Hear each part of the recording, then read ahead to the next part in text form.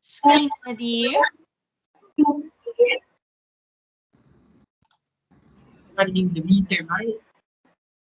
All right. Hopefully you can all see our PowerPoint. Someone let me know. I can't see the chat button for some reason. When I start sharing my PowerPoint, I can't see our chat button. So someone unmute and let me know if you can see our federal program coffee chat.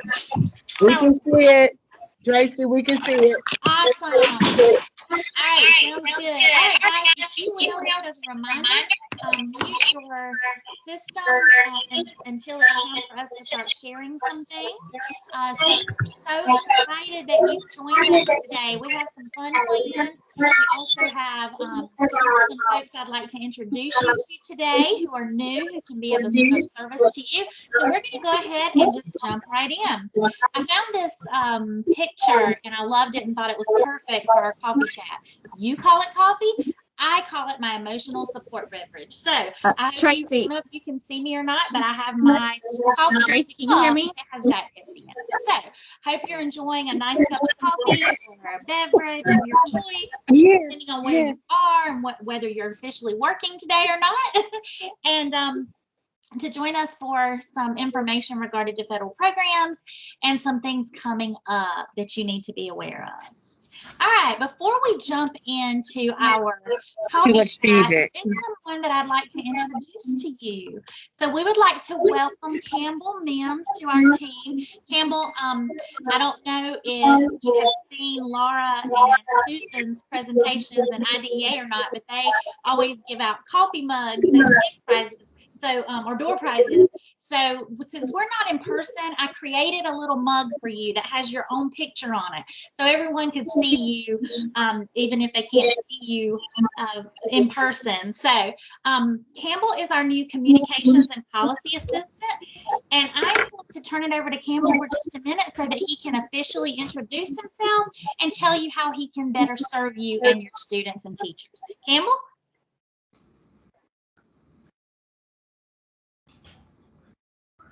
I'm not sure if you're talking, but we can't hear you.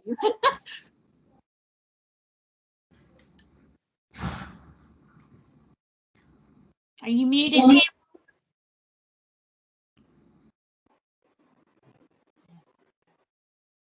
Okay, I'm not sure that Campbell can hear us. Let me exit here and see if I can actually see him.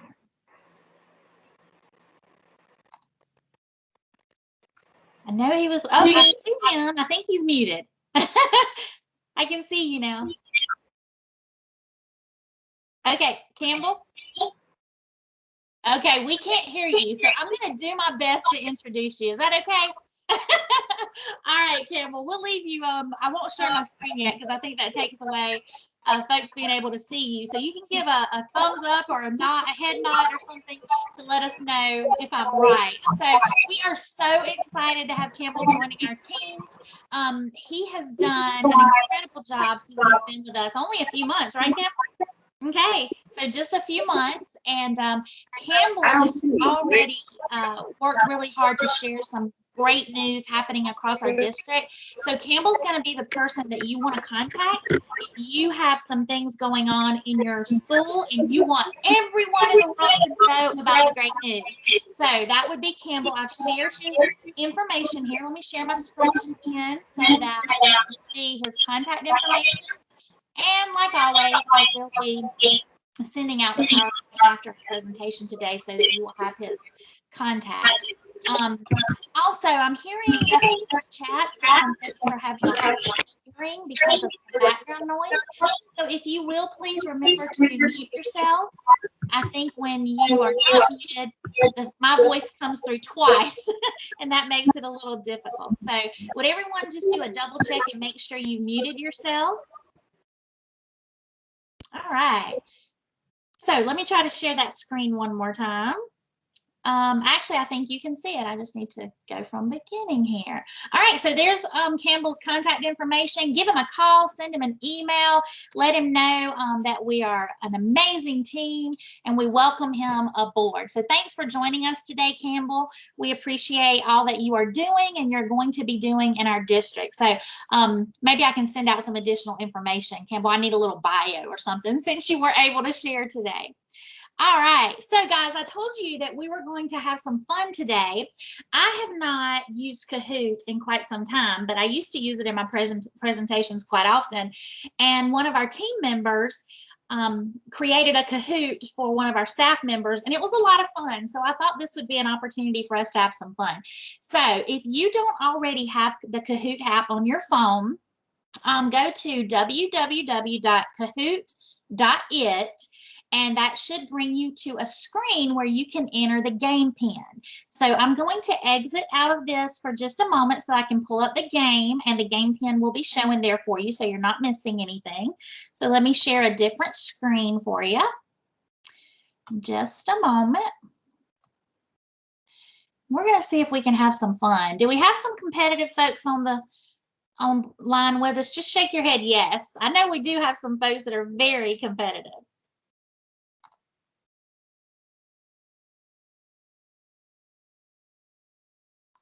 All right, let me get this up for you so that you can see it. Oh, I don't think it's sharing the right screen yet. I'm sorry. Give me one moment. Like I said, I'm getting used to where everything is on new technology, so I know you understand how that is. I told someone earlier I feel like I'm at NASA because I now have 3 screens, a webcam, so I've got my own little motherboard here. So it may take me a moment to get used to where everything is. So I appreciate your patience with me. Okay, we're sharing. Let me make sure I'm sharing the right screen with you. And here we go. All right, so hopefully my technical pauses there gave you enough time to go to www.kahoot.it. And if you have entered, I see we already have Hugh and Fran. We have a next gal. We have Gretchen. You see a ghost there. That's my daughter who tested it for me earlier. She's no longer with us. But we have Fred Program. So we are going to go ahead and get started in a moment. But once you enter, I see we have lots more players. Oh no, it says player limit reached. Well, that's no fun. I'm going to have to pay extra so we can have more players. I didn't realize that. Maybe the team that I worked with before paid to have the additional upgrades. Well, Fred Program, Next Gal, and Gretchen, it looks like you may be the only ones who are playing our game on the screen with us.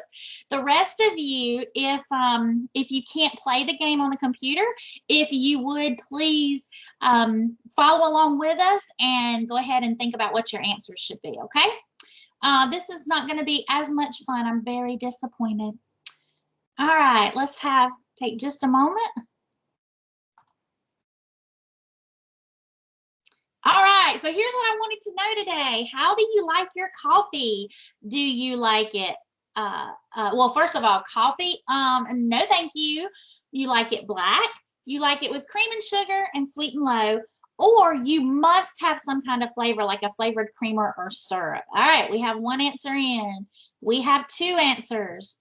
3 answers. Okay. Now we'll go ahead and tell you because I'm cheap and didn't buy the Kahoot. I'm using the free version. I had to choose a correct answer. So really all of these answers are correct. All right. So it looks like of those of us who are playing, most of you like flavored creamer or syrups. And I do too. I love the sweet Italian cream. That's my favorite. Or caramel flavor. Love those.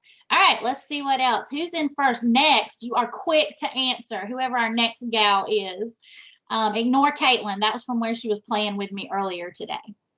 Okay, let's keep going.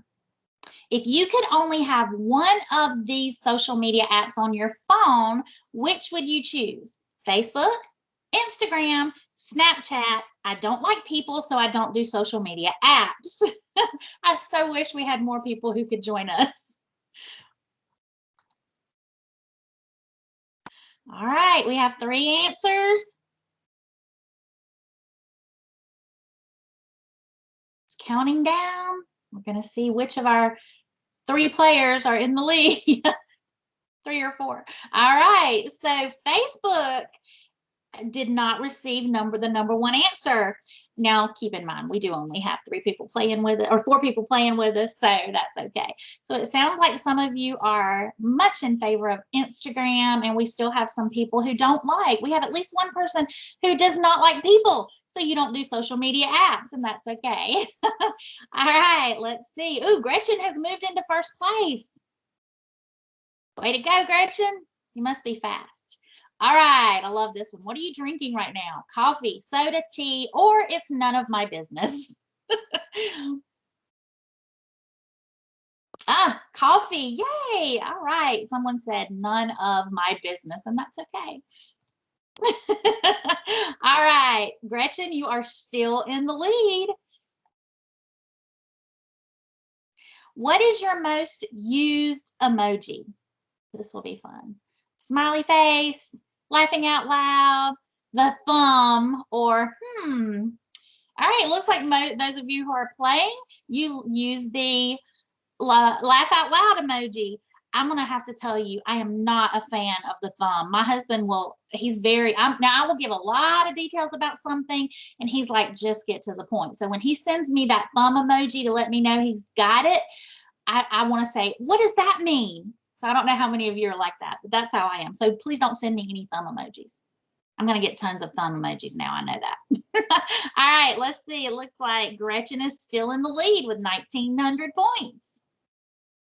True or false? Oh, now we're getting into some really tricky ones. Amendments can only be submitted 3 times a year. So we had some fun. Now we're going to get into some actual questions. Okay, so we had 1 person who said true, 2 people who said false. So the answer is false. We do have 3 opportunities a year for amendments to be submitted, and those are in September, January, and April. But the reason that answer is false is because we can submit what I like to call an emergency amendment. An emergency amendment would be for something that you want to change your plan to, an activity that you want to change your plan to, that's going to take place before the next due date. So we try to avoid emergency amendments. How can you avoid emergency amendments? Proper planning. So we want to make sure we're doing lots of planning and doing the things we're supposed to be doing so that we can avoid having to do so many amendments a year. All right, good job, guys. Let's see who up. Next gal moved up a little bit. Gretchen, you're still in first place. All right, next question. Which of the following are allowable under the coronavirus relief funds? That would be those CRF. PPE and technology only, PPE and tutoring only, tutoring and a school nurse, or PPE, school nurse, tutoring, and technology. Okay, the answer popped up before I could read all of them to you. But yes, you are correct. There are 4 different categories for those CRF funds. All right, who's in the lead now? Uh-oh, Gretchen, she must be quick on the draw when it comes to clicking those answers. All right, Fred Program has moved up above our ghost, so that's good. Congratulations, Fred Program. All right, let's see. When does the ESSER 2 grant expire? September 30th, 2022, September 30th, 2023, June 30th, 2021, or September 30th, 2021? And the correct answer, yes, you guys are doing such a good job. September 30th, 2023. So we have an additional year for ESSER 2 funds. Remember, your ESSER 1 funds are going to expire September 30th, 2022. All right, way to go, guys. One of the things that I see often with ESSER reimbursements, right now we only have the ESSER 1, the original ESSER reimbursements coming through, but I see a lot of folks clicking FY21. Keep in mind that the ESSER 1 grant is an FY20 grant, and the ESSER 2 grant is an FY21 grant. So that's why we have that additional year. All right, let's see. Okay, it looks like everyone's still in their same spots. Gretchen's on fire. All right, next. Did your school receive a copy of the 5th edition of Edgar? Yes? No? Who is Edgar? Okay, yay, that means those folks joining us have already received their copies. We were excited. Takia, thank you for going to the district and getting those all mailed out to our schools. We appreciate that. You should have a new 5th edition of Edgar. If you have not received your copy yet, please send an email to Takia. Takia's information is at the end of the slide, and let her know you haven't received it yet, so she can make sure you get a copy of the new Edgar book that gives you all of the guidelines so that you can be in compliance. All right, let's see who's ahead. It's still Gretchen. She's on fire. Let's see, we have 2 questions left. What should a school do? This is one of my favorites. What should a school do when equipment purchased with federal funds disappears? Remove it from the inventory log and hope no one notices. Complete a lost, stolen, or missing inventory form. Pretend like you didn't notice and do nothing, or call Takia in a panic. All right, all 3 of you have the correct answer. It is complete a lost, stolen, and missing inventory form. I know Takia is happy that you all answered correctly. Takia is going to be sharing with us later in our presentation today some topics around inventory to make sure you are in compliance. All right, final question. Let's see who's in the lead. It's still Gretchen. I don't know if our other folks can catch up or not, but let's see. Last question. When should schools submit semi-annual certifications for employees? July and December, January and July, August and December. What is a semi-annual certification? All right, the answers are January and July. That I placed a tricky question in, or tricky answer in there by saying that doesn't even say December, it says December. We're going to pretend like that was spelled correctly, okay? So January and July is when you should be submitting those semi-annual certifications for those employees that are 100% completing the cost objective and are being paid by that federal fund. So those are completed twice a year. Remember, it's always you always have the employee sign and the supervisor sign those after after the work has been performed. So for we call the first semester July 1st through December 31st, and then you would submit those with your January payroll. Okay, and then the second semester would be January 1st through June 30th. And then the reason we have July there is because most of the time you're submitting June payroll in July. So you would submit that semi-annual with that July payroll. Okay. All right. So let's see who our winner was. Fred Program came in at number 3. And number 2 was our next gal. And coming in at number 1 in the spotlight is Gretchen. All right, guys. Listen, I don't know if you can see me, but I'm giving her a thumb clap. Congratulations, Gretchen, for having all those correct answers. And I do apologize that we were not able to have the rest of you playing. I'll have to see if we can play some more games and actually pay for to have Kahoot so we can have everyone join us. All right, so let's, I hope that was fun for some of you. I'm going to minimize that and see if we can share go back to our PowerPoint here for a moment. Give me just a second. All right, so I've stopped sharing and now I want to share. Go back to our PowerPoint.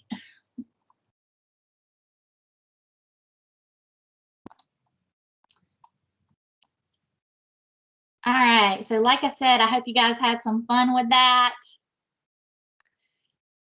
And hopefully you can now see my screen.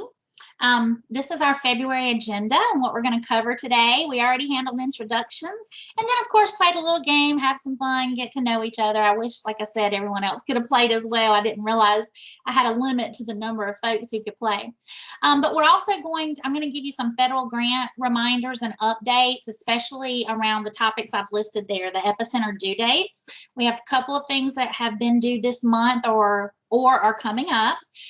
Just wanted to give you a reminder about the CRF documentation. We went over this during last month's presentation, but we have had quite a few folks that were unable to join us, and we had some technical difficulties with the recording. For some reason, it didn't record, so I just wanted to review that again to make sure that everyone's on the same page when it comes to that. I want to give you an update on our amendments. just review time and effort, and also see if there are any questions with ESSER 2. This is where I'm hoping we can have some group engagement. There are some folks, I've received a lot of questions, and I thought it would be a good idea for us to share and talk about some of those together as a group. And then I wanted to give you a couple of homelessness reminders. Let you know about an upcoming opportunity for you to learn more about that. And then Takia is going to give us some update on inventory so that you can all be in compliance there. All right, so let's jump into the updates and reminders. You have quite a few Epicenter due dates coming up. Of course, the ESSER 2 applications are due this coming Friday. I've reviewed a couple of them already. You guys are doing a fantastic job. I've worked one-on-one with some of our newer folks to help them complete their applications. If you have any questions, let me know. I'm pretty booked the rest of this week with monthly meetings, but I will definitely work with you. We can meet after hours if we need to. If you're needing some additional help with that, just let me know. You know I'm here to help. With Title I, our Title I schools, you all have been working on those mid-year evaluations of Title I activities. We call that the impact statements. I am really enjoying what I'm reading with some of those impact statements. I have not sent feedback yet. I've just glanced through them because we've had so many other things going on in our office this week. But I'm anxious to look through those and be able to talk to some of you guys about that during our meetings. February 15th, you had the parent and family engagement evaluation that was due, and I gave many of you an extension on that. If you still have not submitted it and you need an extension, let me know. I would like to thank Chase Willingham at Lead Academy for allowing me to share his results and the summary of results and how he presents that to parents. Chase, I don't know if you're aware of this, but you have had lots of positive feedback from your peers in our district. They really loved being able to see that and use it as an example. So thanks for letting us share that. Some other reminders of things that are due. Remember that your reimbursement requests are due the 20th of each month.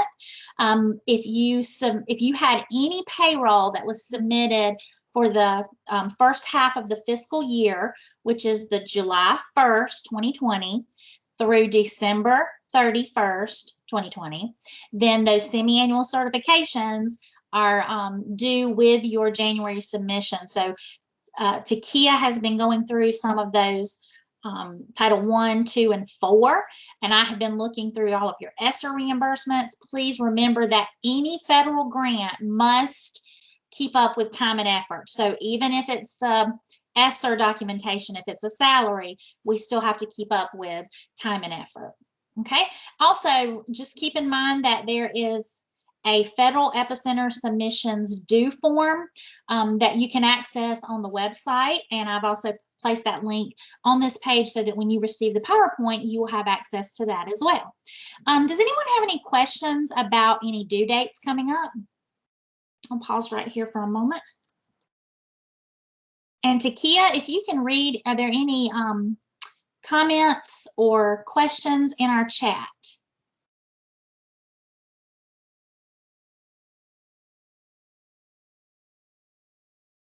Okay, it sounds like we don't have any questions. I'm sorry? I don't see any. Okay, thank you, Takia. All right, so we will keep moving forward. So just a quick review about the CRF funds that we talked about during our last coffee chat. I just wanted to keep reminding you because these funds expire September 30th, 2021, so this year.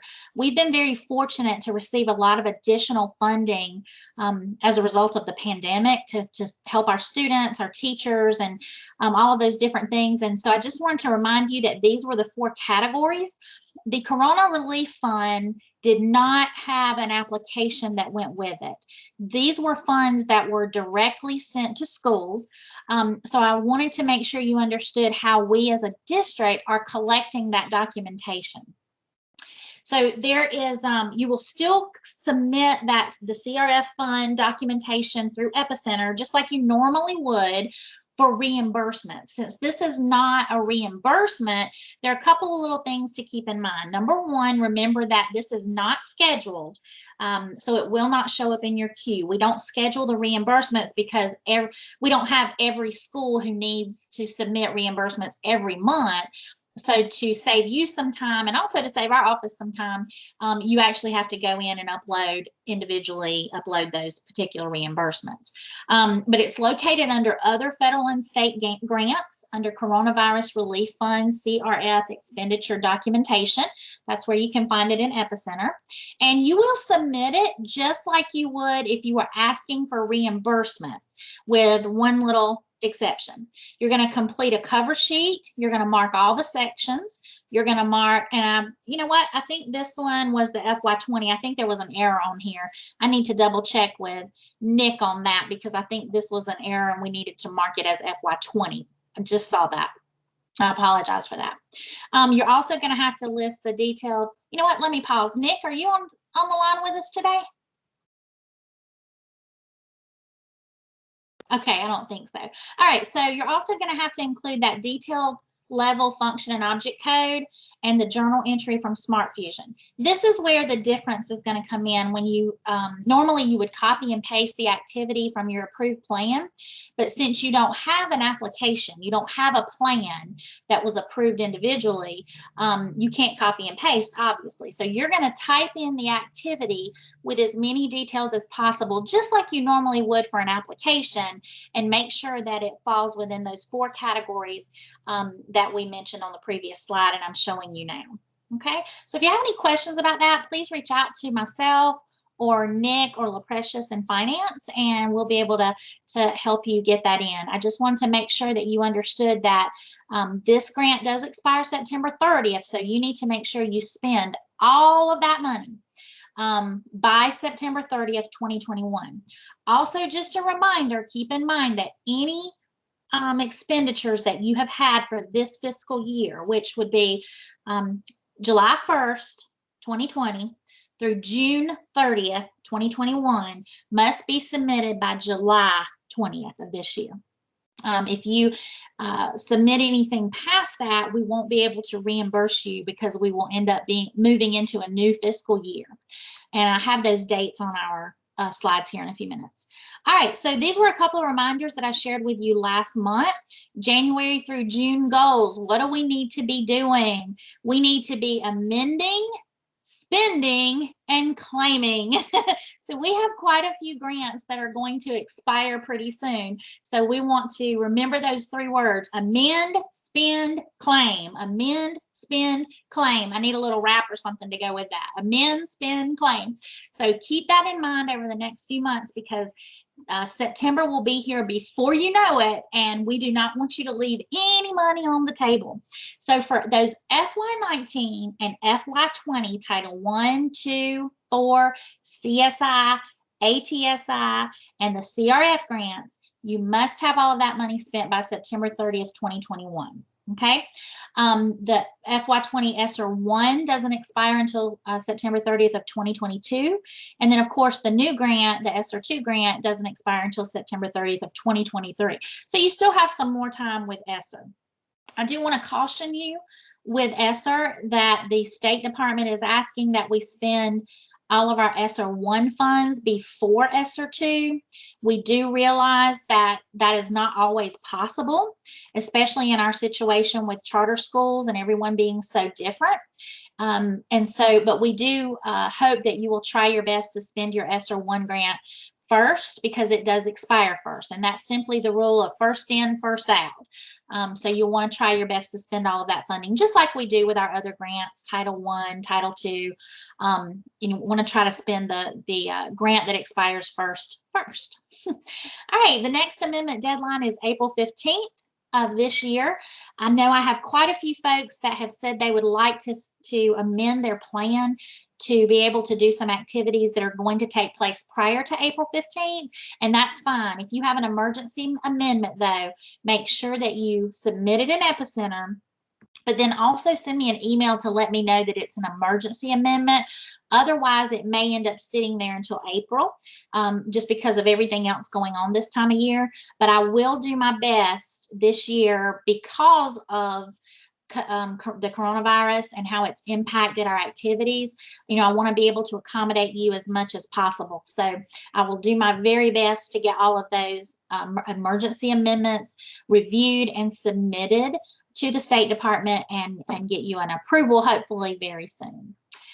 So the goal is to spend down those FY19 and FY20 grants by the end of this fiscal year. Now, you do have until September 30th. So don't panic if you get to June 30th and you still have a little bit of money on the table, because you still have until September.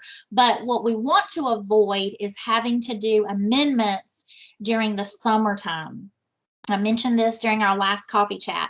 The summertime is a very, very busy time of year. So from June through August, you have the State Department looking at all of the new grants. I know, guys, it's hard to imagine, but we have FY22 planning coming up. So they're going to be reviewing all of the FY22 grants for all of the federal programs. So they're going to have that on their hands, and it may be very difficult for us, or time consuming for us, to get amendments approved in the summer. So the truth of the matter is most likely your last amendment deadline is going to be April 15th. So please plan accordingly and get those amendments in.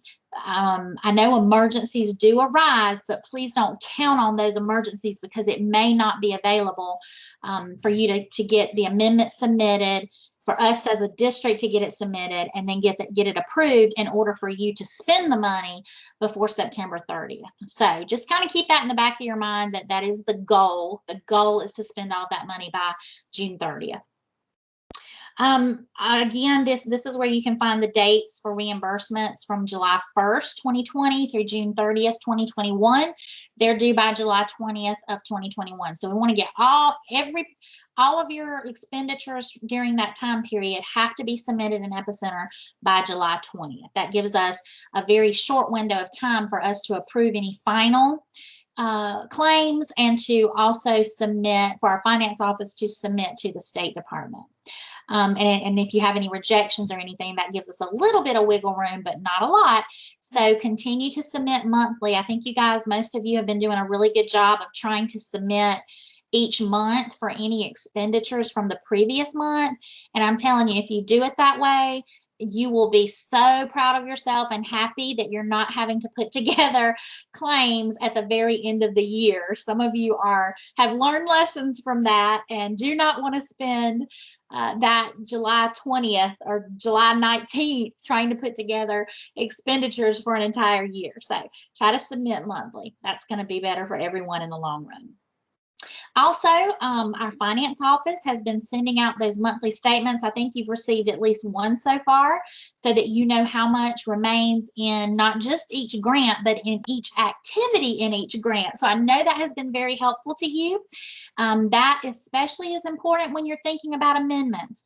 Take a look at those balances, find out how much money you have left in each activity, and make some decisions about whether you can continue to do that activity, or if you want to move that money to a new activity or an already approved activity.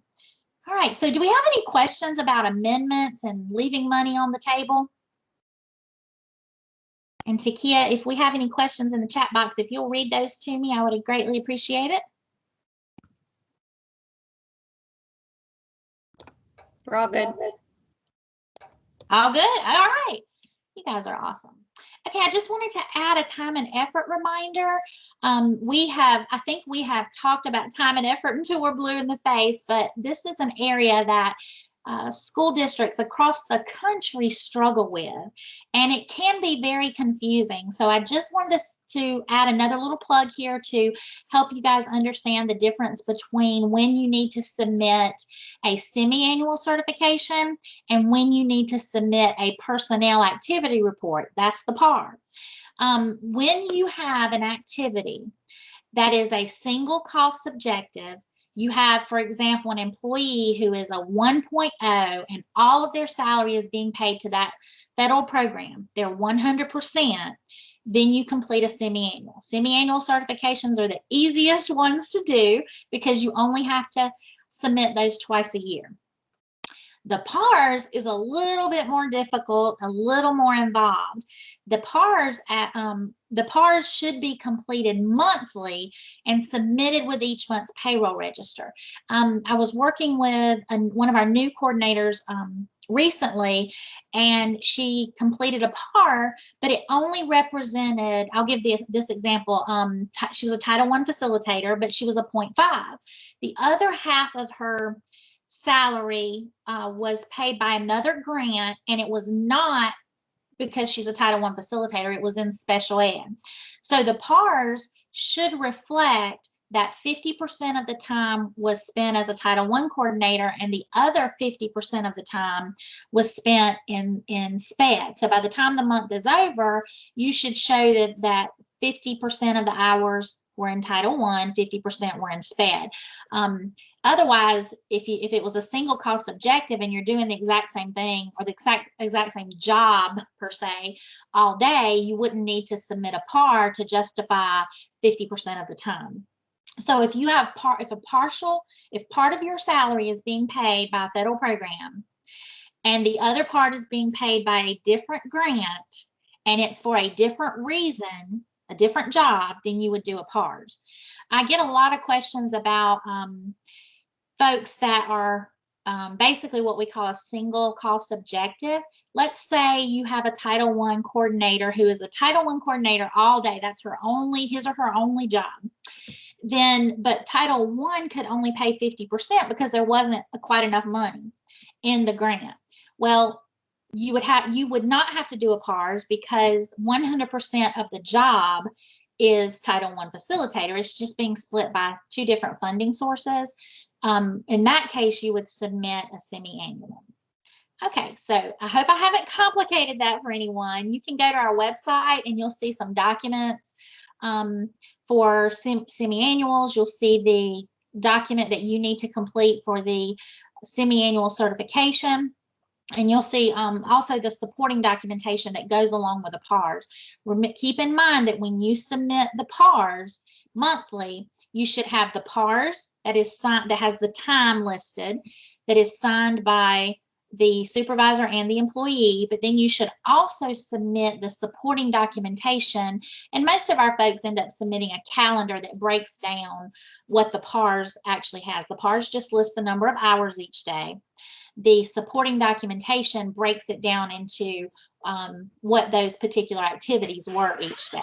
Okay, so Takia, do we have any questions about that?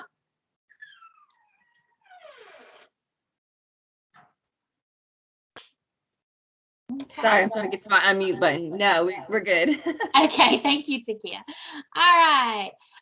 As mentioned earlier in our game, everyone gets a book. Everyone gets an Edgar book. So you should have received that already. If your school did not receive one of those, please contact Takia and let her know so that she can ensure that every school has a copy of the Administrator's Handbook on Edgar. This is the new 5th edition. There were a few changes in there, so you'll want to make sure you have a copy of the purple book. The other one was orange. I think there must be Clemson fans there at Brewman, but the newest version is purple. Okay, I also just wanted to remind everyone that the 2021 NFIPA conference is an online conference this year, which it may offer the opportunity for more folks to go. So if you have an opportunity and would like to attend that online conference, it is March 15th, 16th, and 17th. And you can go online to the NFIPA website to learn more about how you can register for the conference. Okay, just wanted to have take a few minutes to remind folks about ESSER 2. Again, that grant extends until September 30th of 2023. We already talked about first in, first out, but we also understand that there may be some situations where that's not possible. Our district has not been notified of a date of monitoring or anything like that, but I do want to make you aware that they will be monitoring through a tiered system for ESSER 2, just like they do with ESSER 1. So be sure to keep up with all of your documentation and make sure you're submitting all of the required documentation with your claims. All right, so in the application process, we are further along than we were at this time last month. Last month you had preliminary allocations. The final allocations have been released. Those were released to schools on February 5th. And of course, your applications are due this Friday. So you're in, one of the things I wanted to just remind our schools of is that the State Department has encouraged our schools to use ESSER 2 funds to provide emergency leave for school employees impacted by COVID-19 and to ensure that facilities are safe for face-to-face learning. So remember, there were 3 new categories that were added to ESSER 2. So you have all of the first 12 categories, but then you also have 3 new categories, and the basic, I call it the other category, which used to be category 12, is now category 15. So when you're completing your application, pay close attention to the tab, the second tab at the bottom of your Excel file. I think I have a picture here. Yes. The bottom of the Excel file, you'll have ESSER 2 activities so that you can type in your activities. And then on the second column, second tab, you have ESSER 2 categories. I've looked at a couple of applications that have left those categories out. So be sure it's just a drop-down menu in column B. So just make sure you select the correct ESSER category that it should go with. We have to track all of those things, and the application is not quite as simple as what we're used to with Title I and II and so forth. We're not using the GEM system. So we have to submit the application, the budget by category. But we also want to keep up with the budget per school. So it makes it a little more difficult for us than what we're used to seeing in GEMS. GEMS does everything for us. With the help of finance, Nick's done a great job of creating some spreadsheets that we can use that will help to calculate things for us. So we've tried to make this process a little easier for everyone, but it's not quite as easy as what you guys were used to with our GEMS. So I want to go back up and just see if I've covered everything there. Yes. Okay. So I also wanted to mention the emergency paid sick leave policy. If you remember, I sent out an email with all of your allocations, the final allocations. I think it was in the preliminary allocation email that I sent a few directions, and one of them mentioned something about an emergency paid sick leave policy. So I reached out to our Director of Human Resources, Jackie Snell, and she put together a kind of a sample policy that you could possibly use. So you should have received an email. I know she sent an email with that sample out there. Some of you have already created your policies and you don't have to use this. This is just a sample for some of our folks who didn't already have their policies put together or were looking for a template or some guidance in what that should look like. So if you have any questions about that emergency paid sick leave policy, you can reach out to Jackie Snell in our Human Resources Department, and she'll be happy to help you with that. All right, so I think we've talked about the application already. I think I'm going to stop right here to see if we have any questions related to the application process. So feel free to unmute yourself and ask questions, or if you want to type in your question, feel free to do that as well. And Takia will be our Vanna White. Okay, I only see these 2, and I believe Ms. Jamison can possibly contact Jackie, but it says the first priority should be emergency leave. I'm not sure where she was going with that. Okay, Jackie. I guess, yeah, it's me, Tracy. Hey, Jackie. Hi, Tracy. I guess as we are planning this fund with these funds, one of the priorities, because we were trying to identify our priorities, one of the priorities will be to put this money aside for the emergency sick leave. I'm asking that. So your question is? I'm not sure I understand what the question is, Jackie. It sounds like you said you're putting some money aside. I'm saying, should that be? Oh, should that be a priority? Mhm. That is up to each individual school. Okay. The State Department recommended, I know that Molly Spearman a few months ago sent out a memo encouraging schools to have some type of policy in place so that those employees impacted by COVID would not lose funding or lose salary. Mhm. But we also know that the funding that was available for that ran out at the end of the year. So Mhm. this is, this is a way in which schools can continue to pay that leave. Okay. And be able to use your ESSER2 funds to pay that salary. So do you have to use your ESSER funds for that? No, you do not. But it is encouraged that if you have a plan, that you have a plan in place to ensure that employees are not impacted with their salary. And so you can use ESSER2 funds to fund that. Okay.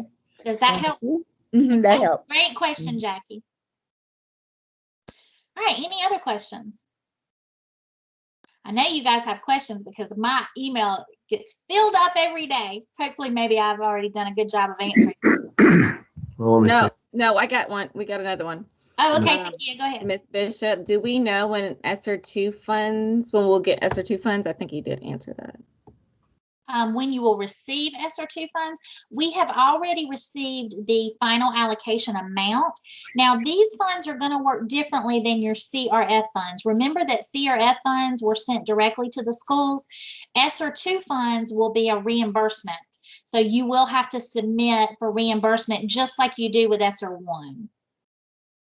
So when do you think we'll get our approved so we can use the monies?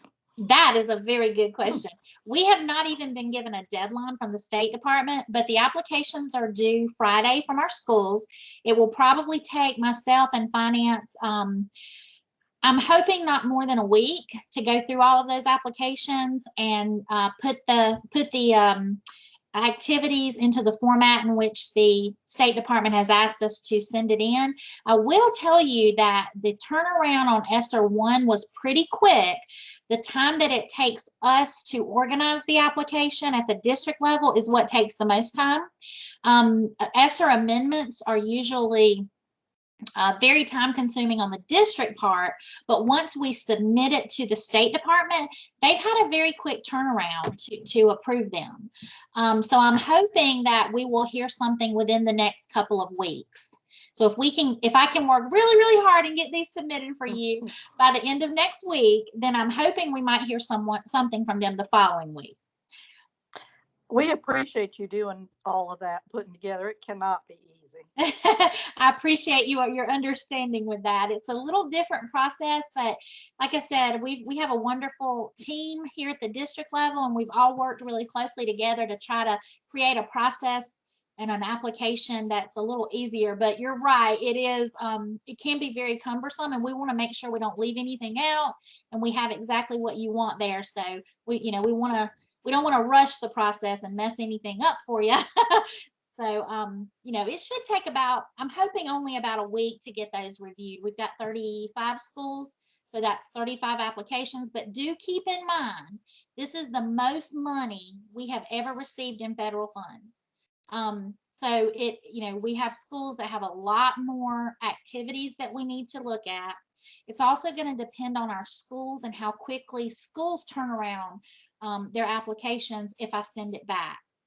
So I'm more than likely, because of the sheer number of applications that I'm going to be reviewing, I'm going to communicate with you via Epicenter. So you'll want to try your best to make sure you have everything completed correctly the first time, so that we don't have to reject it and wait for you to resubmit it and that sort of thing. And I encourage you to really, look at your activities and make sure they answer all of the questions. As many of the who, what, when, where, how, why questions as possible. ESSER has been a little less strict on having a lot of those details, but I always feel like the more details you have, the fewer questions the State Department's going to have, which means the application gets approved in a much quick, much faster pace. Does that make sense? Okay. It does. It does. And again, I don't envy you. I'm a kind of a nerd, you know. I've got my 3 screens up here, so it makes my life productivity is going to be increased now that I have 3 screens. So I'm very excited about that. And like I said, I mean, my husband calls me a big nerd. I love doing stuff like that, so I get to do what I love doing. Okay. Ms. Mullen, do we need to include our emergency sick leave policy with an application or with the reimbursement request? And then also, how will sick leave need to be documented?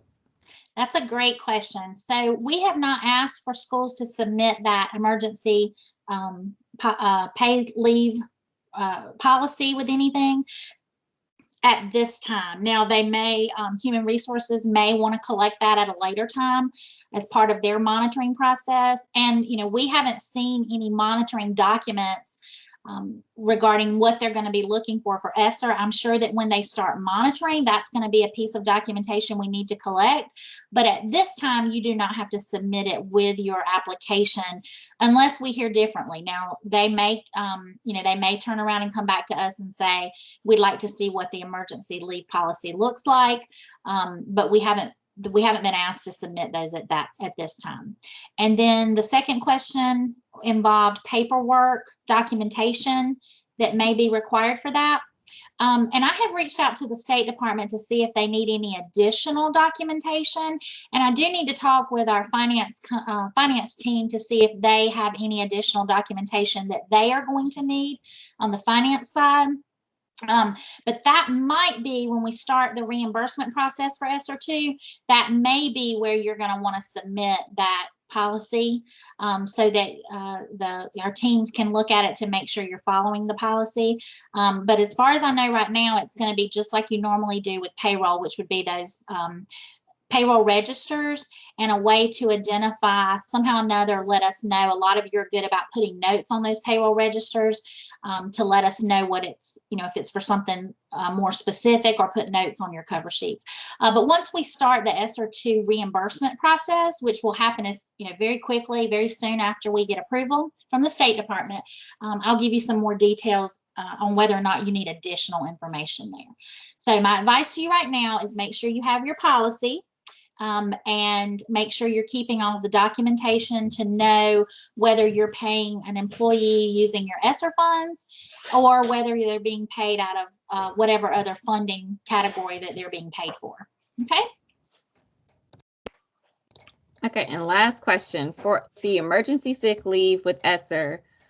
If an employee needs to be out because of childcare closed due to COVID, she said this was a part of the original leave policy, but was not in the sample Jackie sent out. And she's just wondering if it was deliberately removed. That's a very good question. And we may need to reach out to Jackie regarding that particular question. So if you'll send that question to me, Takia, in an email, I'll be sure to follow up with Jackie and then send it out to everyone to let everyone know what the answer is. My initial reaction is, depending on what your policy states, that's going to depend on how you're able to pay folks. But again, I'd love to get some clarification from our human resources office to make sure I'm telling you the right thing there. Okay. What other questions do you have?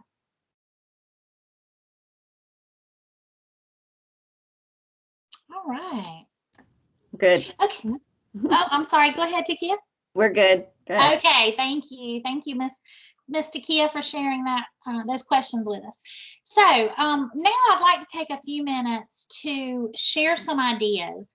Good ideas start with great coffee chats. So I added the word chats there.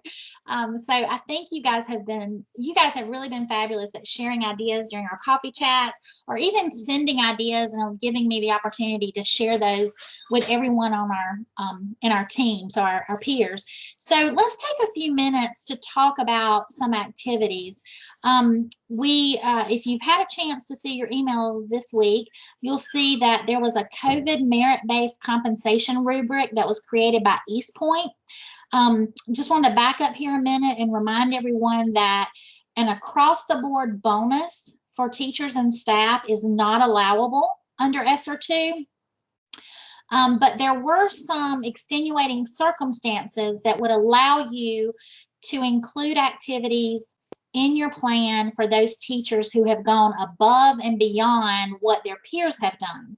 So we, Mark Bounds at East Point, the school leader there, created a rubric, and I shared it with our friends at the State Department.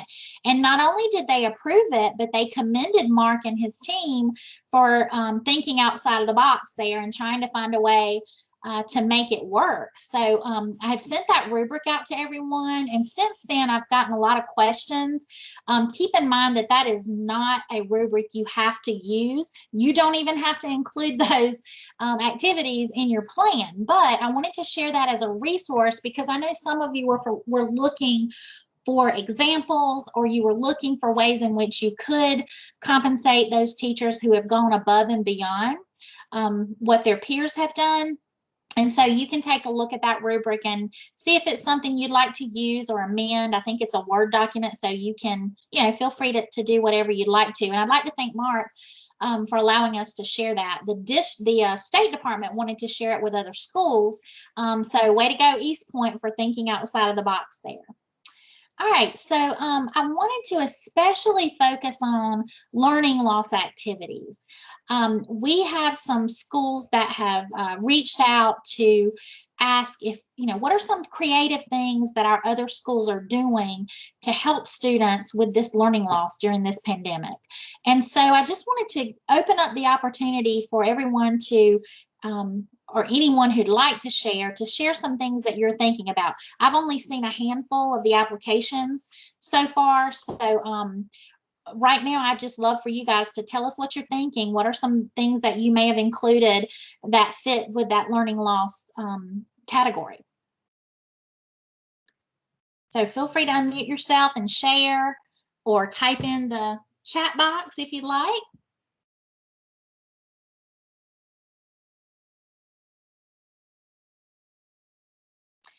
I'm going to record a cricket and start playing crickets when I ask you questions. Now, remember, this is an opportunity for us it's a safe place. It's an opportunity to share without judgment. So please feel free. I mean, have you guys included any activities to address learning loss? And if you don't mind sharing, we'd love to hear.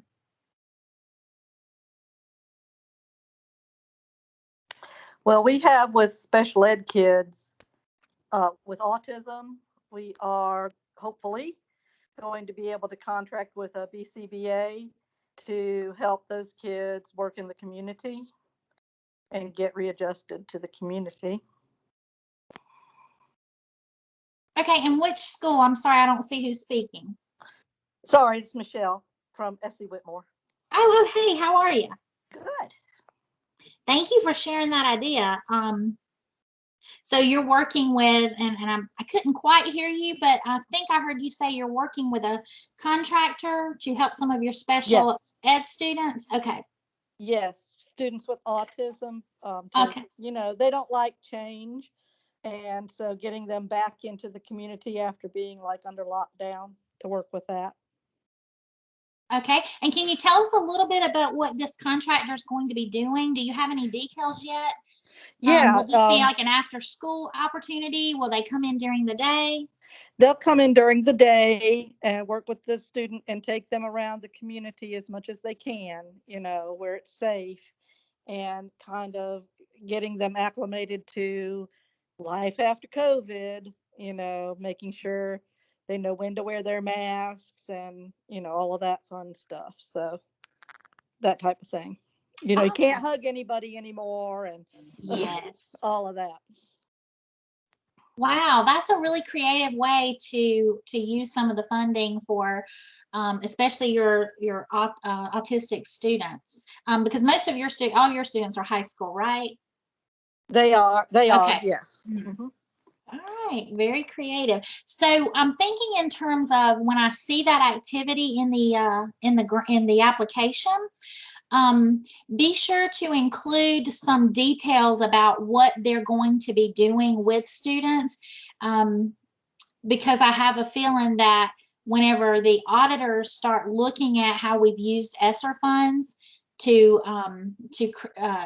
help with the learning loss, they're going to be looking for evidence as well to show how those activities had an impact or whether they had an impact. I'm doing some of this with our Title I schools right now. So if you're Title I school, you're already very familiar about thinking about the types of tools that you're going to use to measure whether or not the activity had an impact on student learning.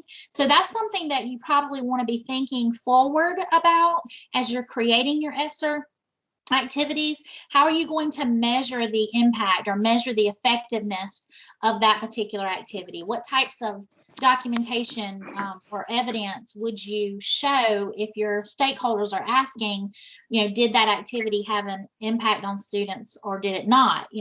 So be thinking through those types of things as well. So thank you so much for sharing. That was a great idea. Okay, what other creative ideas do we have?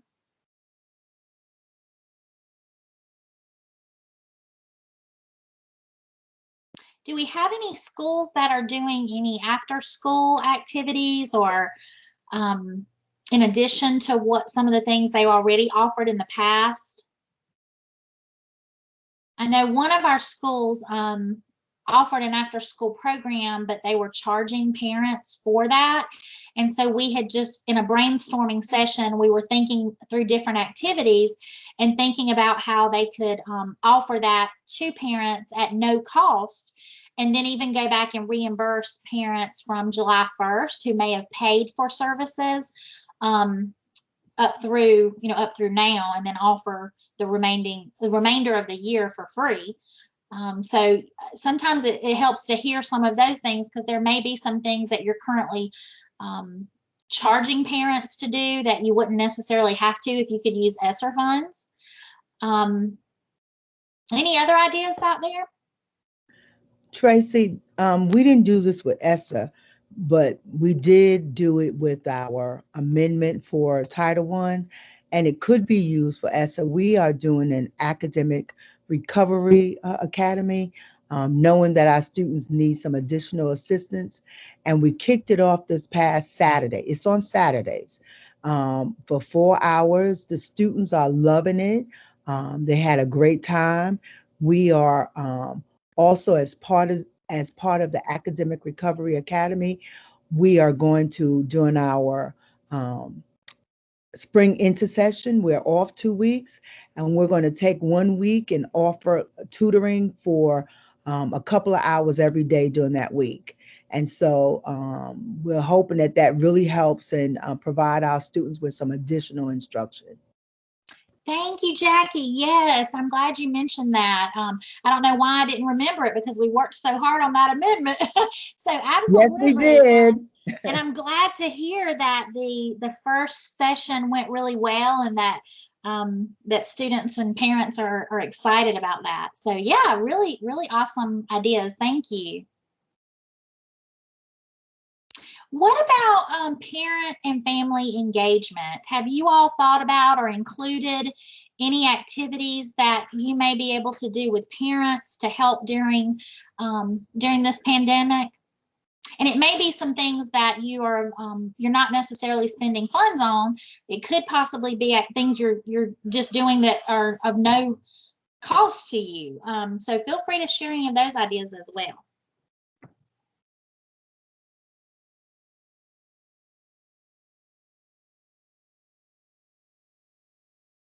This might be a good time to remind you of our SEL coach. We have a social emotional learning coach at the district, Wendy Ward.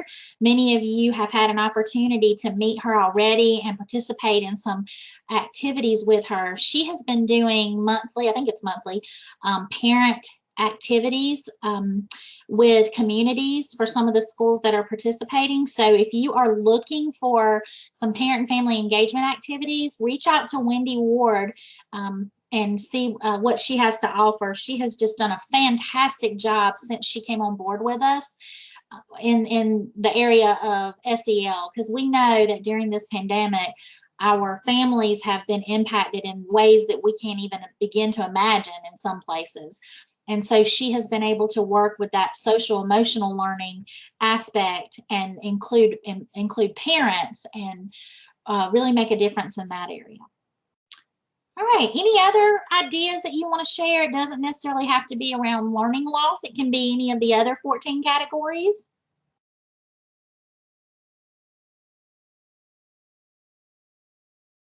All right. Well, I tell you what, if you have any ideas that you'd like to share with others, please feel free to send those my way, and I will be happy to send those out.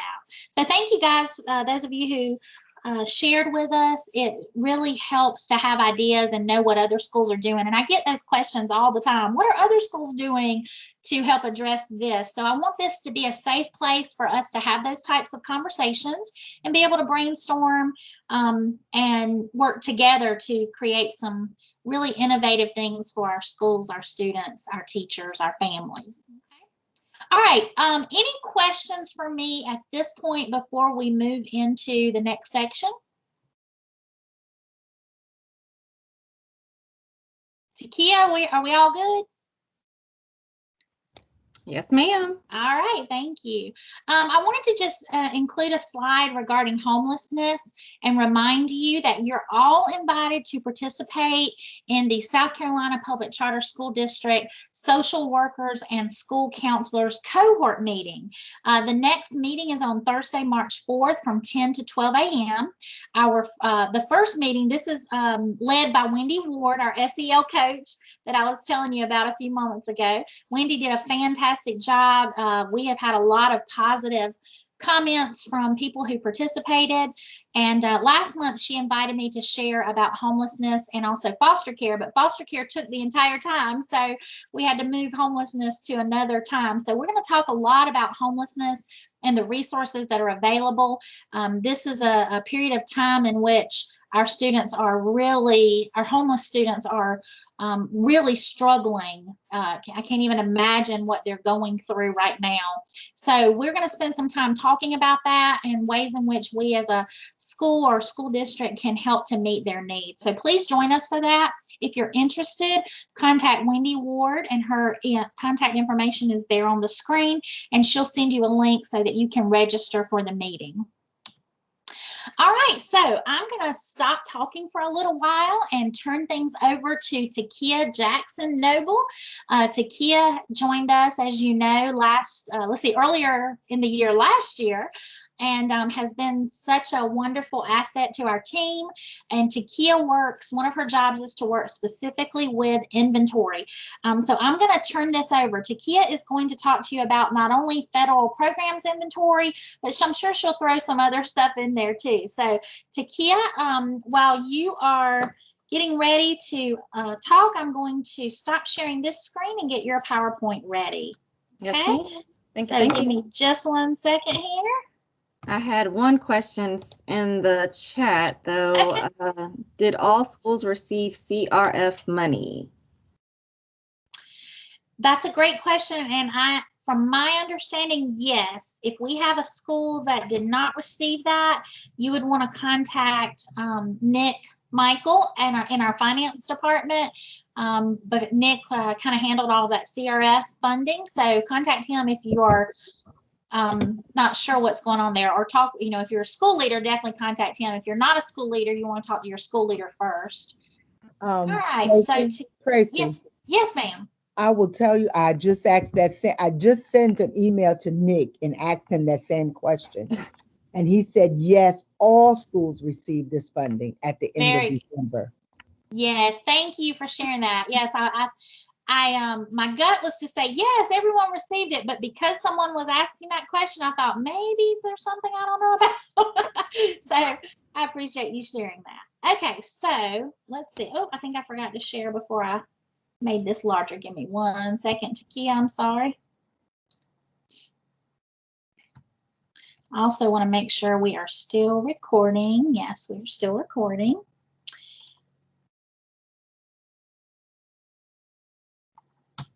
All right, share inventory.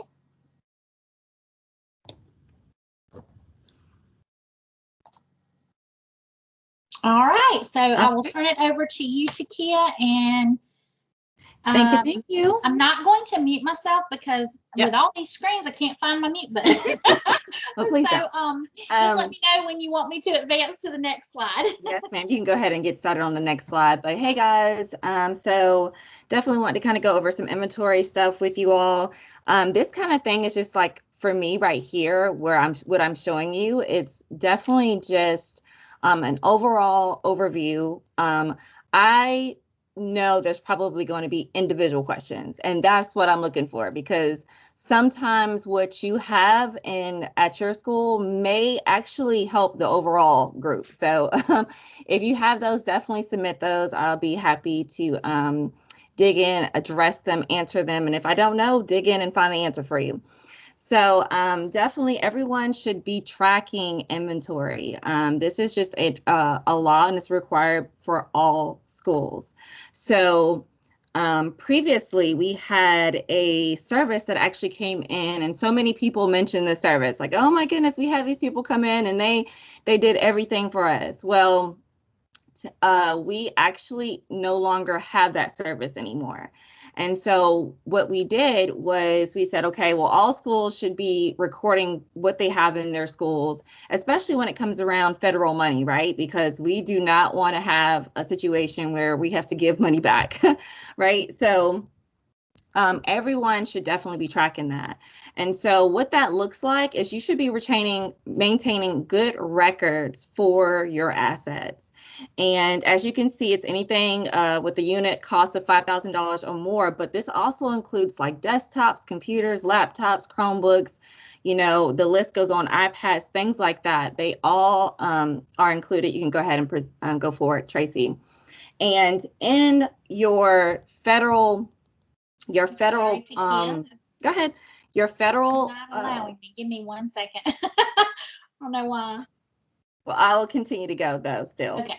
So you should have a list. A form for how we track our Title I assets. I encourage you all to use that form as well for across the board, because Title I is so detailed that, we need to track these things,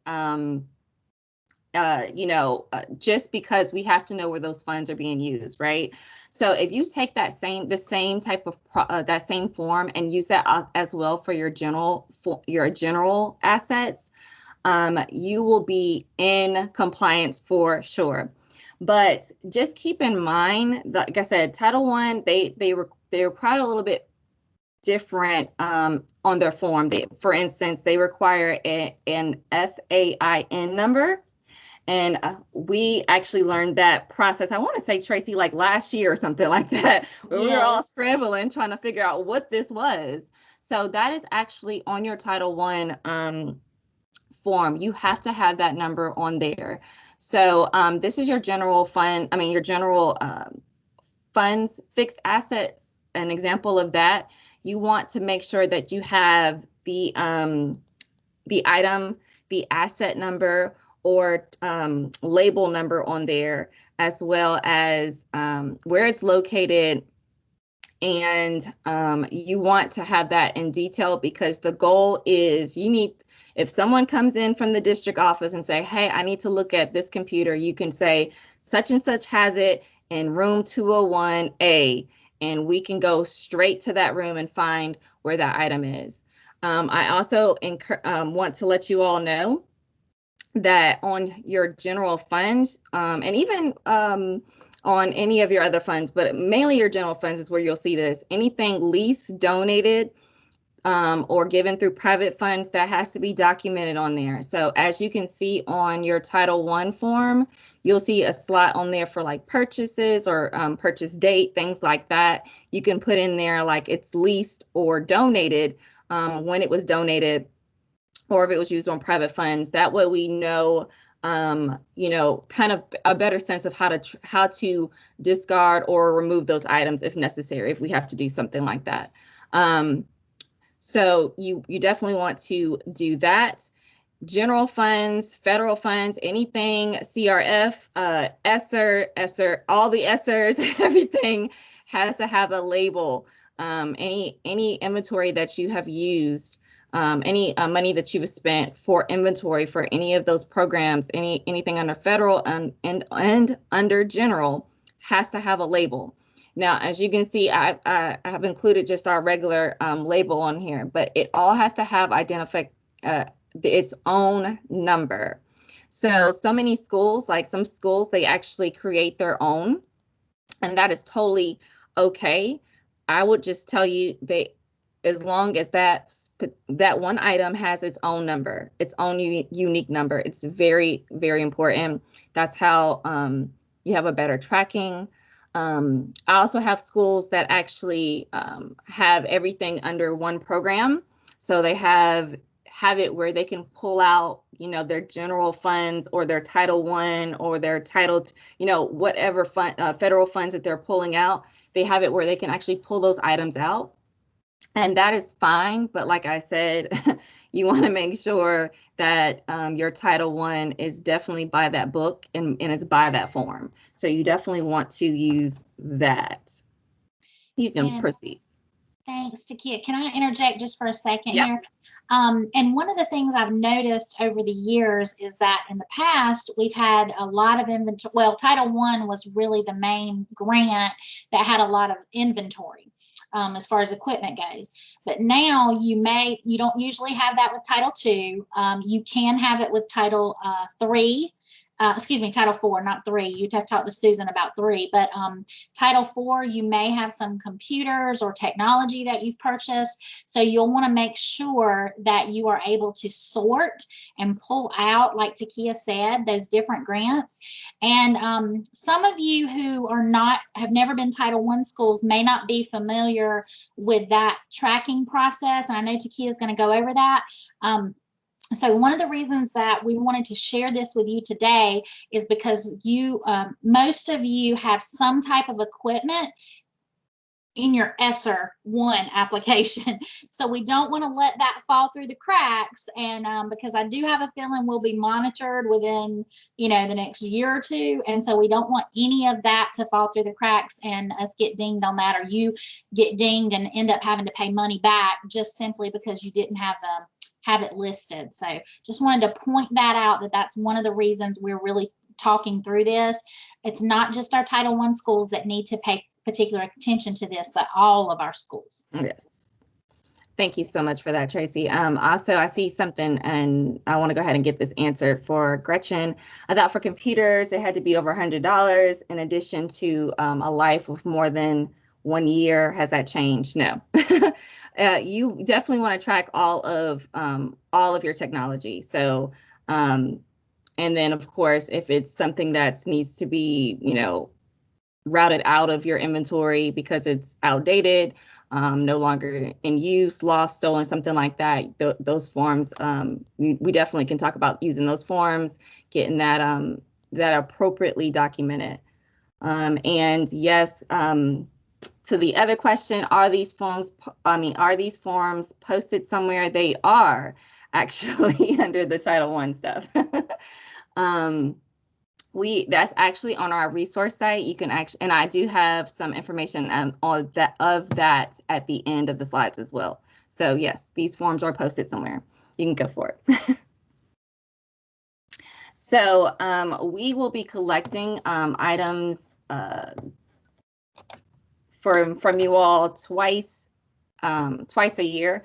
And sometimes this is going to look like more so like towards the end of the year, or when items come in, when we know that, a lot of people are putting in to request a shipment of computers or things like that, with funds being approved and things like that. So you will see an epicenter submission request saying, hey, we need to have your assets list for either Title I or for all federal programs, or just for all inventory together, just because we're focused on federal program stuff, of course, but we still do look at and monitor general funds. So what that process looks like, what this audit process looks like, you will submit a sample to us, or submit your complete asset form to us. We will actually take a sample of that, and send that back to you with the items highlighted so that you guys know these are the items that we're going to be looking at, looking for upon our visit. And then keep in mind, though, while we're on that visit, on that site visit, we still may look and pull other items. So I know a couple of our schools, to get things going quickly, some of those items, they pull to the front or put them to the side for me. And I walk in, I'm like, okay, yep, those items are on there. And what I will still do is say, okay, but I also need, 5 more items as well. And that right there is just to make sure that those items are, of course, as well, are on the list that was given, and that the list is updated and current. So we do conduct an on-site visit once a year. It's typically during the summertime. I know I put out a survey, I want to say it was last year, pretty sure it was last year, of while I was under finance, about when was the best time to come visit the schools. And most people were like, hey, listen, if we can just do this at the end of the year when we've got in everything and we're all just trying to get, close out the school year, that will be fantastic. So I have definitely, I don't want to make this harder on anybody. I want to make it, want to make sure you guys are tracking those items, but that we're definitely staying on top of things. So, and I didn't want to interrupt instruction time or anything like that. So that was totally fine. So we'll be doing that mainly during the summertime. Of course, COVID, things have just been completely different. I know some schools were in and they were totally okay with it, but we definitely want to keep everyone safe. So, and limit any kind of interaction. So what I am, and a couple of us had suggested, was just submitting those inventory asset lists so that we can have those, and just kind of whenever we do get back into schools and visiting schools, someone can check while they're there, instead of it just being one visit for, different things. Somebody who's already going in that direction or visiting that school or meeting with that school can also check those items for us. So we're trying to do it a little bit, we're trying to incorporate the fact that we have COVID, that we're in a COVID world. So you definitely want to, we're looking at inventory requirements, making sure that everything is labeled appropriately. The forms are used and followed by the state guidelines. So that means you have your disposal forms, your complete asset form, as well as your sign in and sign out forms. Now, so many people on my visits forget that I still need to see your policy and procedure and that sign in and sign out form. I have to see that check-in. How do you check in and check out items with your inventory? Because some people, they have their carts, and so they know on the side of the cart, okay, these items belong, this person checked out computer number 23, and then that whole cart was checked out by teacher A in room 203. I need that sign in. I need to know that process. So definitely keep that in mind. Do I have any questions about that process? All right, Tracy, anything to add? Nope, you're doing great. Thank you. Okay. I don't know why that flipped around, I see. So the next. Okay. Yeah, that's right. So the maintenance, I think this one went a little bit out of order, but it's okay. This is just pretty much telling you exactly why we are collecting Title I inventory, why it's important for us to track this information. Because as you can see, these are funds that, given to us, and we have to definitely document exactly what they've been used for, and keep track of those items. So if you have anything that's been lost, stolen, or you just can't get your hands on it right then, we definitely need to know exactly where those items are at all times. And this also goes for your regular inventory. So the physical inventory listing will include equipment that is non-consumable with a life more than 1 year and with a value of more than $100. But as you can see up there at the top for this procedure, and under the purpose for Title I funds, you'll be able to see that the procedure equipment has been defined as non-consumable items with a life expectancy of more than 1 year and with a value that exceeds $100. I'm sorry, that went a little bit out of order, but it's okay. Okay, I'm sorry, for some reason it wants to not click. Hold on. There we go. All right. Okay, so equipment purchased using your Title I funds for your physical inventory. Items that would not be included, right, on your physical inventory list include like books, classroom libraries, supplies, workbooks, maps, charts, globes, things like that. Those items do not have to be tracked on your asset list. So you do not have to worry with those items. We still need receipts, and that's a whole nother issue. But as far as your inventory is concerned, I do not need to see those on your asset list. Items that you must include, though, are your printers, computers, digital cameras, laptops, fax machines, office, classroom, furniture, those things. Now, I do get questions about the classroom furniture and office stuff. You do not have to label those. What I mean in that sense is they need to be tracked on your forms. So some people ask me about, for instance, classroom chairs, the student desk. The gentleman from the state, when we talked about this, he said that you need to, what this needs to look like is I have 15 desks in classroom A, and I also have one desk in the teacher's desk and the chair. That's what it needs to look like, but it needs to be labeled under that particular room, that teacher, etc. So in other words, if we take that,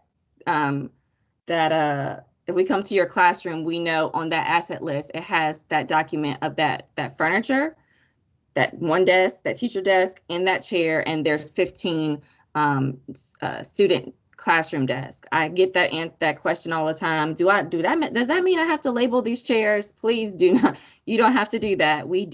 I do have, I did talk to, I think his name is Chris at the state, and he said that is not necessary. We do have to show that those items are in that classroom under that particular classroom number, teacher assigned, and that they have, one desk, one chair, and it has the 25 student or 15 student chairs in there, maybe a bookshelf and things like that. Because some people were labeling them, and that is completely fine. Like I said, I have schools that do their own labeling. They are more than, they can feel free to do that. But I did have some other schools that are, that were like, hey, man, if I have to go in there and label all the student desks and chairs, that's going to be a lot. I'm going to need a lot more labels. And we actually worked with Chris on that last year. And he's like, no, just make sure that it's documented under the classroom. So you definitely want to make sure that, and that goes for your general funds as well. I know most people have that question when it comes to definitely general funds. Like, oh my goodness, I'm not going to have to label everything under green, or SCPCSD label. No, we just need to make sure that it's on your asset list and it's under that particular room and that particular person. We don't have, I don't think, many people that actually use that for like desk chairs and things like that, but I have seen it. So I just wanted to put that out there. Thank you, Tracy. And then this is what your Title I form actually looks like. This inventory form is, like I said, I have given this to several people for just other federal programs, just because it's so detailed. And like I said, it's perfect for when it comes time to pull that inventory, you know what, you don't even have to worry about, oh, I got to put in for Title I at this FAIN number. You don't even have to worry about that. So this is what it looks like. And I'm sorry, I'm going to pull it up on my screen so I can see it a little bit bigger too. This form, it actually has your inventory control number. So that will be your label, your documented label number on there. That federal, help me out, Tracy, it's federal asset identification number. I never Yes. can remember either. I have to look, but we get those. Those are given to us whenever we have a GAN for a federal program. So it's not just for Title I. It would be for any federal grants that you have. So when we have what I'll do is send those to Takia and let her send a list of those FAIN numbers out.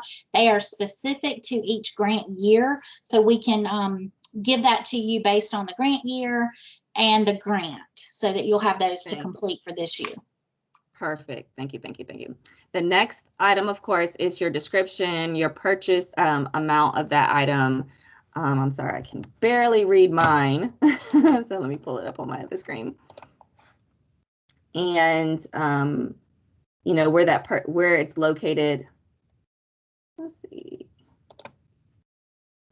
And condition of that item and when it was reconciled. So it's important that, you know, I tell schools, like, when is the best time for you when you're collecting those items to go ahead and reconcile, or when you're actually giving those items out to start your school year. That's a great time to go ahead and reconcile as well, because now you're giving those items out, you know, if they're, you know, that they're there, and you know, in whose room that they belong to, in whose possession that they belong to. So that's a great time. And that will possibly be the best time for you in the beginning. And then, of course, at the end, when you're collecting those items back from your teachers, from the students and things, you're collecting those items back. That's around the time that we come through anyway. Your district comes through and inventories those items. So if you already have your checks and balances, you already know, okay, this person checked these items out already and they were checked back in, or hey, this item was broken or missing, and so you already had that checks and balances there. So when you're sending me your final list of items coming back in, you've checked them all in. And this may go out a little bit beforehand, just because I think we said in April, if I'm not mistaken, Tracy, to start getting the information out there to go ahead and get ready to start collecting your asset list. But so maybe a little bit beforehand, just depends. I don't know when your school actually collects them, shuts down and collects these items. Some have them during the summer, so it may be a little bit varied, but yeah, that's a great time to collect start of school, end of school. Right. And Takia, just interrupt there for a moment.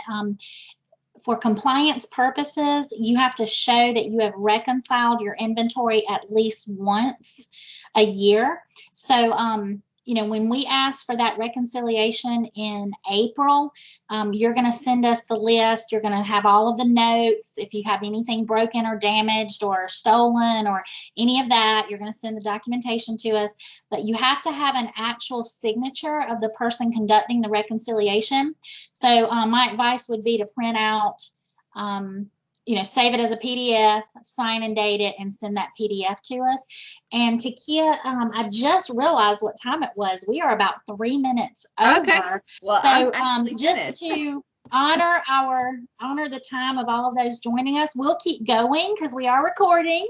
But I understand if anyone needs to hop off. I apologize. I maybe was a little long-winded earlier, so I apologize, Takia, for that. So Takia, you can keep going, and we understand if someone needs to hop off. Absolutely. I only actually have one more page, and that's your reconciliation and your other forms. And again, these are actually located on our site as well. So if you need any of these forms to for your purposes and update them, by all means, you can go to our section under federal programs and actually pull those items for you, for yourself and your school. And that is it, guys. That's what I have.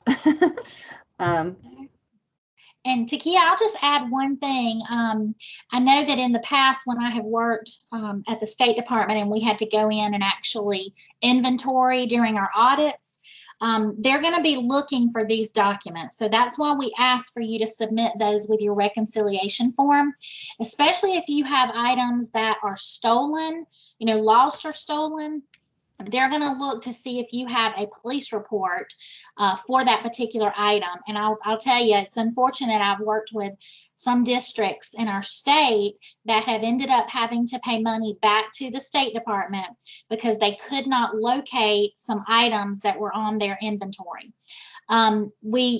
Just to let you know what this process actually looks like, we have had to go in from the State Department, when I worked at the State Department, pull all of their expenditure reports for a particular year and then match those expenditure reports up with what's actually showing on the inventory form.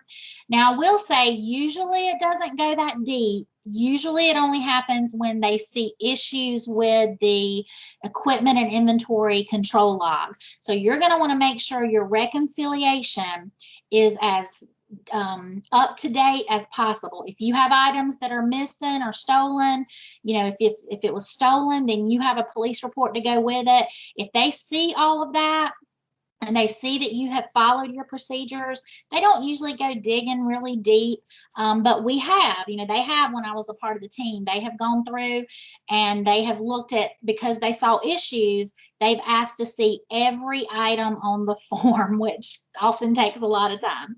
And then we've had schools, again, that have had to pay that money back. And it's really funny how all of a sudden some of those items start popping back up because they don't want to spend the money. They go digging to find out where they are.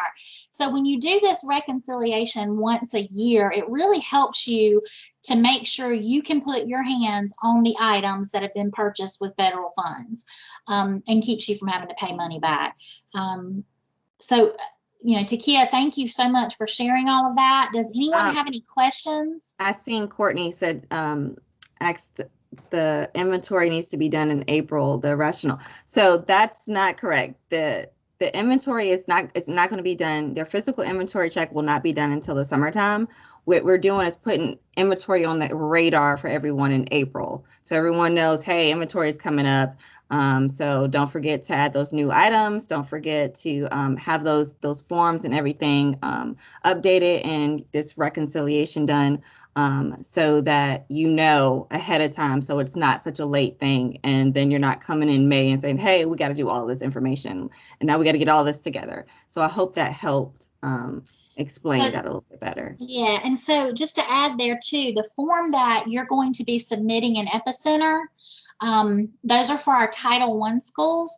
You're going to be submitting your Title I reconciliation. So at some point between April of last year and April of this year, when it's due, whatever your last reconciliation was, which I'm going to be honest with you, I recommend that you go ahead and reconcile in March or April.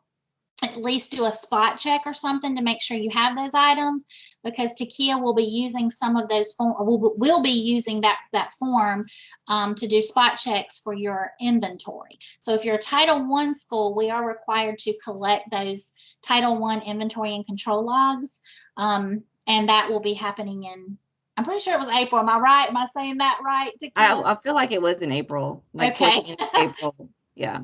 Mm-hmm. And again, like Takia said, that helps you to get ready for the summer, because it gives you a lot of time. Some schools have very few items on there. If you're a very large school, there are many, many items, and it may take quite some time to go through all of those items. And, maybe some folks maybe are taking a day to reconcile a certain grade level or, something like that. So some can get it done in a few hours. Others, it may take a week or a couple of weeks, depending on how much inventory you actually have. Great questions. Any other questions?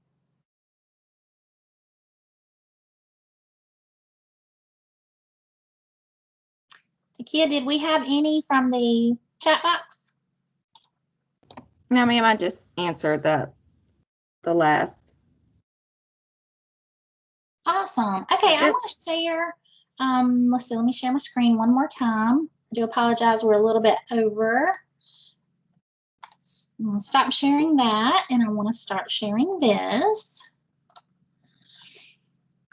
Thank you for your patience. All right, so just I wanted to remind you that we do have a survey link. I don't think we have had a lot of folks completing the surveys from our coffee chats, but we would love to hear from you. You know, what are some things we can do or ideas that you have that may help to make our coffee chats more engaging, or, you know, maybe you didn't like the little game at the beginning. I know there were issues with that. I'm so sorry, but just let us know how we're doing. Is the information helpful to you? What are some other things you need additional professional development on? What do you need from us? That will really help to let us know how we're doing and how we can improve our monthly coffee chats. And then here I wanted to share our contact information.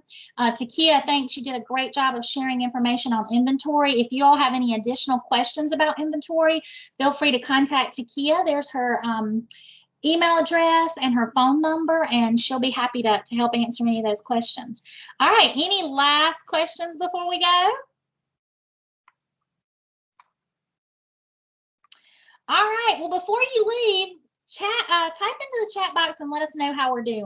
We'd love to hear from you. I hope you guys have a wonderful afternoon. And again, we appreciate each and every one of you and all that you're doing to ensure that our students, teachers, families, everyone's being taken care of. This is an unprecedented time in our history, and our schools are amazing. I am amazed every day by the really great news I'm hearing coming out of our schools. So thank you for everything that you do. And again, before I end it, if you will type in something, hey, we need to feel good today. So, but we also understand if you're not doing it.